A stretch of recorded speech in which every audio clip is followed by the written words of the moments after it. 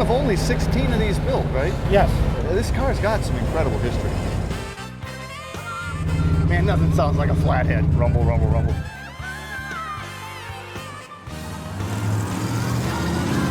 Hi, I'm Dennis Gage, and welcome to My Classic Car.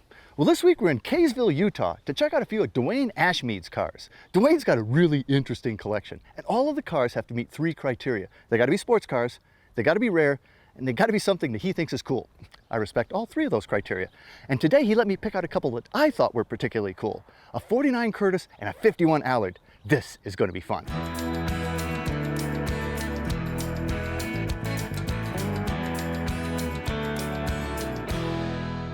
Dwayne, great to see you again, my friend. Thank you. Good to see you, Dennis. You've got such wild cars, man. You know, I've heard about your collection for a long time, and then you sent me some documentation on it. And wow, you know, such a wild mix. And what eclectic tastes you have. Well, if you have taste, my wife doesn't think I do. No, I think you do. I'm siding with you on this one. Okay, good. But you know, when I was looking through all the cars you've got, and you got 60? Approximately 60. Yeah, and it was really tough. I'm going, you know, what 2 would we pair up and do? But I thought I'd pick a couple of, well, they're all rare. But I really liked this Kurtis. I ran into this at a show with you once.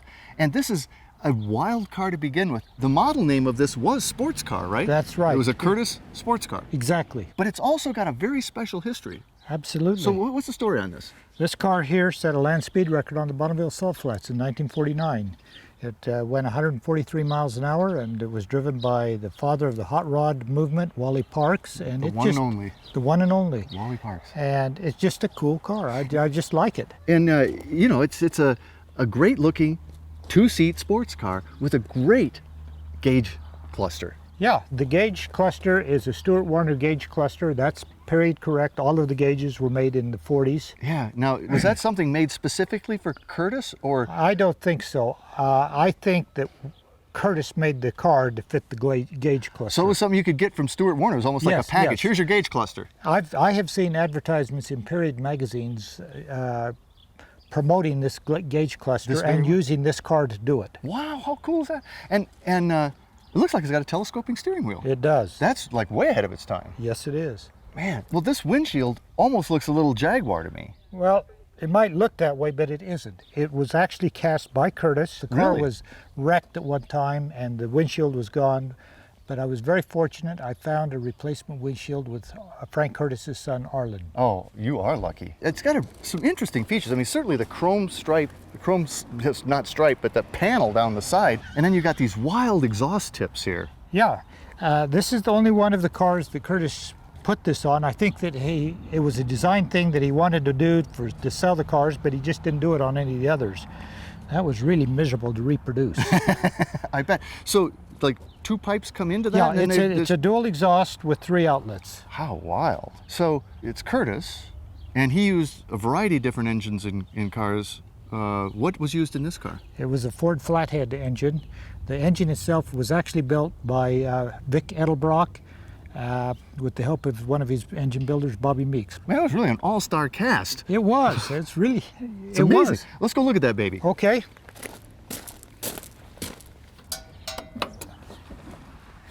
Well, it looks like quite a hot rod setup in there. It is. As I said, Vic Edelbrock built the engine. And this is Vic Sr. we're talking. Yes, yes. So you have Edelbrock heads. You don't have an Edelbrock intake because it hasn't been invented yet. So they used an Offenhauser intake. No air cleaners. No air cleaners. Originally, there was supposed to be a Studebaker engine put in this, which was shorter, flatter, squatter, whatever you want to say. But when the Studebaker V8 was not forthcoming, Kurtis changed to a Ford, and it was too tall, so he didn't have room for the air cleaners in this car. Man, now in the later cars, of course, he redesigned them so he could drop the Ford engine down and put air cleaners on, but not this car. You were saying the tack setup is different on this too. Yes, most tack drives of this period will come off the back of a generator, but they put the tack drive right on the crankshaft. Wow. Well, I mean, it's a great looking car, great looking restoration on it too. Well, thank you. After we finished this, I asked Wally Parks if he'd sign it. He says, yeah. And so as he signed it, he says, this is the only car I'll ever sign because this is the only car worthy of my signature. Well, he did 142 5.5 miles per hour on the Bonneville Salt Flats. Average. He did over 143 one way, but yeah, average. Unbelievable. You put it back together so beautifully. She runs well? Yeah, I guess so. Well, I think it runs great. Well, let's find out if it runs great. Can I even drive it? Absolutely. Man, I'm looking forward to this. Pull that baby up. Okay.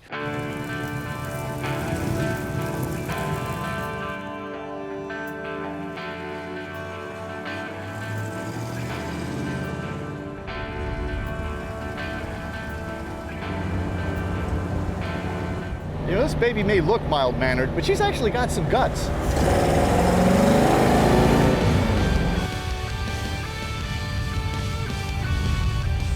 It's hard to think in terms of what was state-of-the-art back in, 60, 70 years ago compared to today.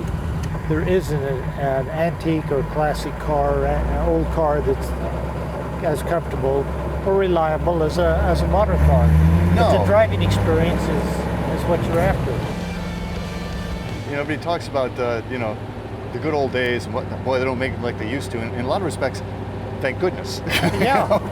But you're right, there's nothing like driving something like this or putting yourself back in that era. Can you imagine sitting there, right where you're sitting, on that seat, that very seat, and going 143 miles an hour? No, I actually can't. Neither can I. And I can guarantee you I wouldn't want to. But they did.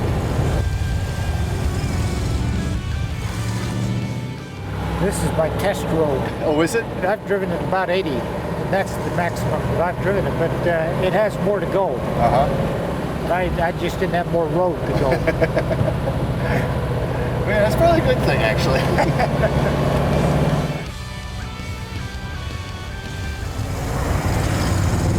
I do love the sound of a flathead. Absolutely.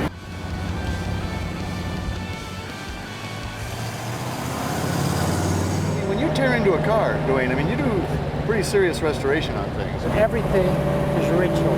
All of the bolts in the car are original bolts. There is no reproduction or no modern bolts.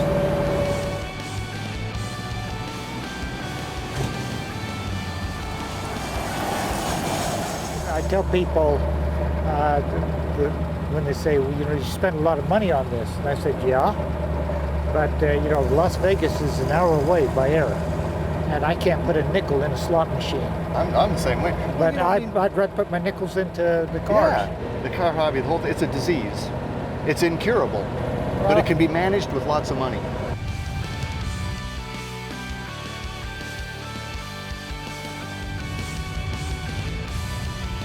This is an experience. I mean, I'm honored to be driving it, but I'm also itching to drive that Allard. What do you say we go back and take a look at that baby? Okay. All right.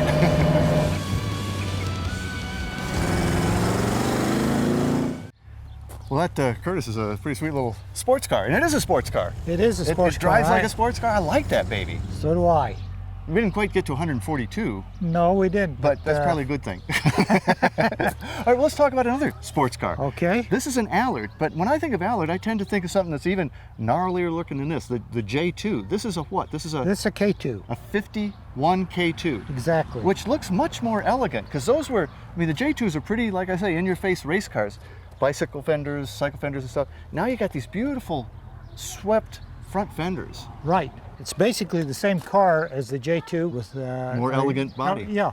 Was this more of a gentleman's hot rod? I think that's probably a good way of describing it. It certainly was used for racing, but it was also used for touring.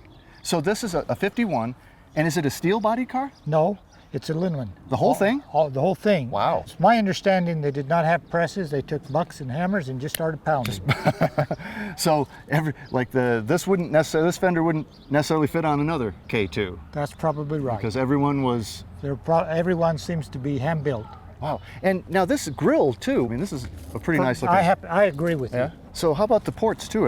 I can't imagine anything on this car is really decorative. They must do something. Well, I assume that they're there to let air come out because they're functional ports. And then the louvered hood? Louvered lets the air out too. The radiator is about right here, so you've got a long tunnel that you're collecting air and you're concentrating, if you will, trying to get it in, so you do need all of this to get it out. Yeah. So this is all dead space here? That's all dead space. Crumple zone. before they put them in. Now, you know, the Kurtis had this really elegant, beautiful windshield. This is really, boom, flat glass, flat triangle side glass. Right, and that's what it is. You know, Sydney Allard really didn't care what the car looked like as long as it went fast. And they do go fast. And they do go fast. Well, it's, you know, now this is also a much more, you know, intimate cockpit. That sports car, the Kurtis, actually had a tunnel, and, you know, you had some space. This is really, you better like the person you're riding with. You're right. I mean, your frame, if you want to look at the frame, look at it in terms of the width of this windshield. That's it, eh? That's the frame. So all of this extra, the fenders and so on, they're just hanging that on, but their actual frame is it's in. Man. And it's also, you know, it's an engine turn dash, but that is the most interesting engine turning I've ever seen. It's just like, I don't know, like a bunch of circles. A bunch of circles, yeah. Yeah. And not just kind of what you need and nothing else. Uh-huh. Wow. Boy, that shifter's right. That's right there. It is. But you don't have to go looking for it either. No, I'll say.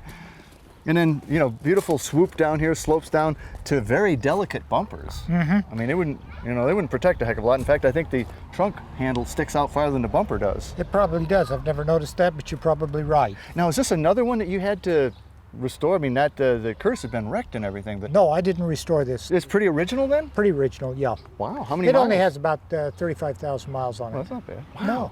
Wow, she's beautiful. Now these things, I think of these things like you could kind of order them with anything. A lot of people put Cadillacs engines in them. Well, not necessarily. What you do, either you order it with an engine or without an engine. Oh, if you okay. ordered it without an engine, then you could put anything in you wanted. In 1951, the hottest engine out there was a Cadillac engine, so that's the engine that was dropped into a lot of these Allards. When they got over here. Exactly. So was that the case with this? No, this one has a Mercury engine. Sydney Allard liked Fords and particularly Mercury's, and so if he had his choice, he would put a Mercury engine in And the that's car what this before baby's it got. got shipped. Yes, and that's what this has. Well, let's go look at this one. Okay. So I'll do this side, just pull to the center, right? Yep. Let her go. Okay, and then we Okay. just pull this up. The prop is on your side, so just pull the Right prop. here? You're right. All right. Right And then there. she goes right in. And- Little pin comes off, comes into the hole. Nice light hood, but it's different than the Kurtis. That's Wow. right. 3 Because, carbs. This isn't screwing around here, were they? as I said, he wanted to go fast. Man. And And- off he heads. Offie heads and offie intake. Wow. And boy, it's she's open too. I mean, this is Right. I can see everything.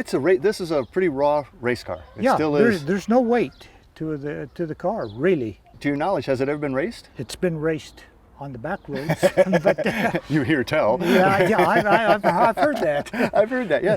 Well, and she's a running machine like the Yes. Kurtis. Can we take this one out too? Absolutely. Well, you know, I'm on this side of the car already. So go for it. All right, you got a deal.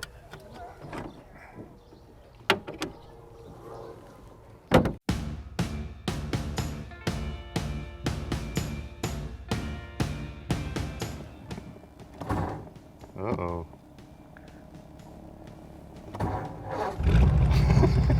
Magic touch. You just gotta know how to do it, right? I don't have a whole lot of feel for what's going to happen with this car. I guess it's going to be an experience for both of us. Well, it's an adventure. Oh yeah.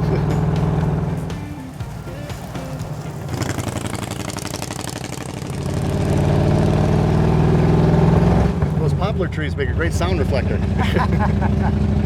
I love the sound of this baby.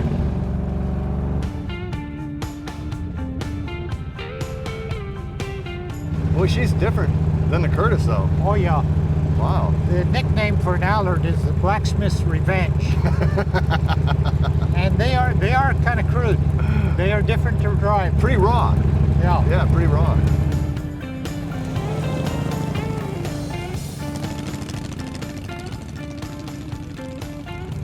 Boy, it's a great feeling car though. I mean, you feel cool in this car.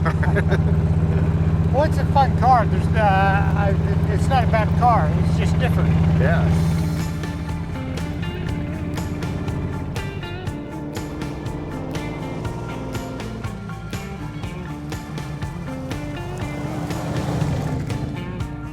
I love looking out over the nose. It's beautiful. I mean, it's a narrow car. Yes, it is. And then you got these swooping fenders up there, and then the black and yellow really, the color scheme sets it off. It's hard to miss. It is. I've had people call it a bumblebee, but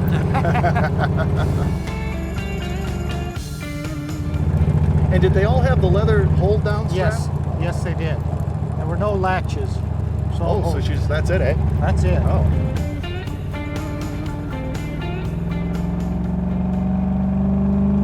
What a hot rod, though. Man. Well, you pop that clutch and it pushes us back each time. I tell you, this thing's fun.